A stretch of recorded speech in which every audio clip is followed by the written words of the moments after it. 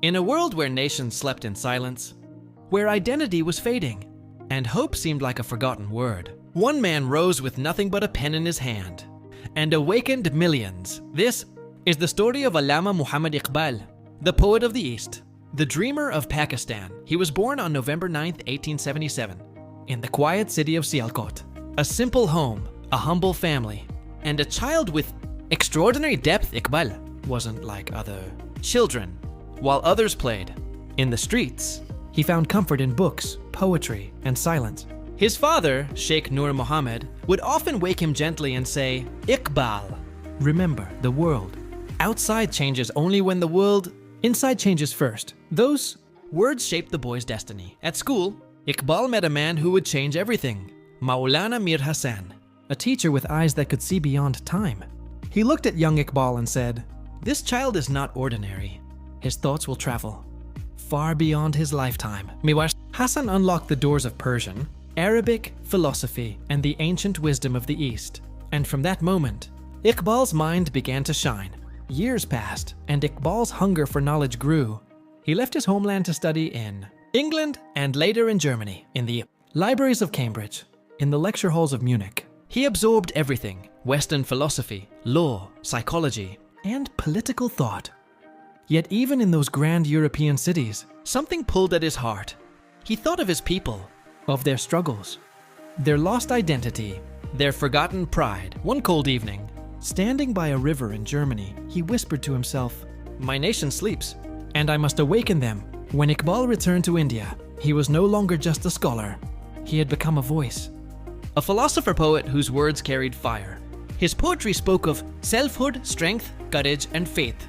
Khudi ko kar buland itna. These weren't just lines, they were a call to rise, to dream, to become more than what society allowed. Youth across India felt something awaken inside them. Iqbal had become a movement. But Iqbal saw what many ignored. He saw a nation breaking, Muslims living in fear, losing their culture, their unity, their very identity. He traveled across India and witnessed the poverty, the injustice, the hopelessness. These sights pierced his heart. He realized that poetry was not enough. He needed to guide his people. It was the year 1930. Iqbal stood before the Muslim leaders of India at Allahabad and spoke words that would change history forever. He said, I see a separate homeland for the Muslims of India, a place where they can live free and rise to their true potential. Those words were not politics. They were prophecy. He gave birth to the idea of Pakistan, a dream shaped not by land or power, but by identity, dignity, and freedom. As the years passed, Iqbal's health weakened, but his spirit burned brighter than ever.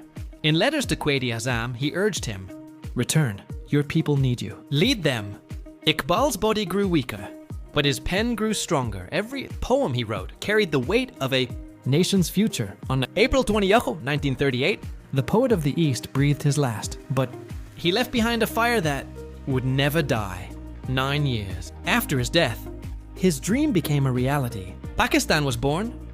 Today, Iqbal is remembered as more than a poet.